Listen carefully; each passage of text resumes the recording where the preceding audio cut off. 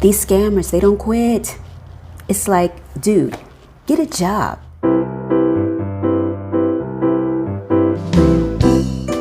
So recently I had a closing on a property that I had listed, and I also represented the buyer of the property. And prior to the closing, a week or so prior to the closing, I kept receiving email messages from the title company asking me for the buyer's information. And I thought to myself, why wouldn't the title company have the buyer's information already?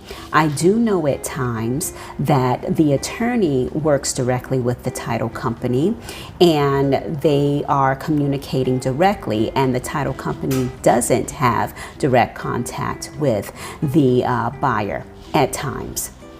However, it just seemed strange to me, so I kept ignoring it.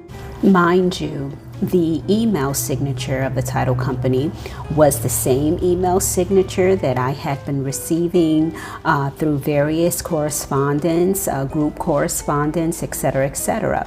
So I didn't think that much of it. I just simply ignored it.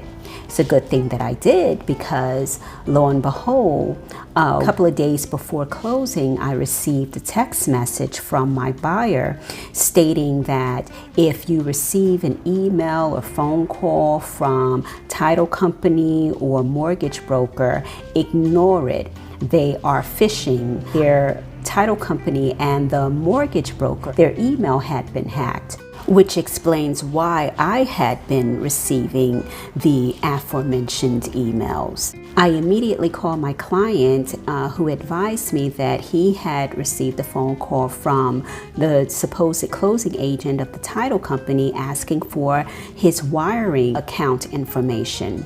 And he thought it suspicious, so he immediately called his attorney and mortgage broker, who advised that the mortgage broker and title company's email had been hacked.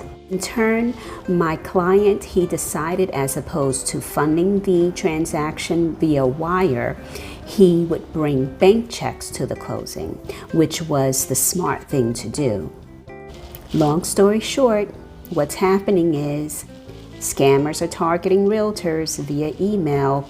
They hack title companies or mortgage brokers' emails, and they get the listing agent or the buyer's agent information and contact them directly to try and weasel out information pertaining to the buyer, like their name, their phone number, email address, so that they can in turn contact the buyer for their bank account information. Ignore those emails. These scammers, they don't quit. It's like, dude, get a job, you know? But I digress. If the scammers get the wire information, then they get the money, the funding that would close hundreds of thousands of dollars, all of that money gone in limbo to a scammer. It happens, and I know of situations where it has happened, not to me or my clients, thank God, but there are present situations where the money's gone and there's nothing that anyone can do about it. And yes, there is insurance from legitimate title companies to, in hopes, rectify situations like this, but who wants to go through all of that? The wise thing would be to do is for buyers who are funding real estate transactions, as opposed to funding via wire, go to the bank, get a bank check, and fund the transaction. And if you need further assistance with this matter, by all means, give me a call. My number is 201-456-9700. Hope to hear from you soon.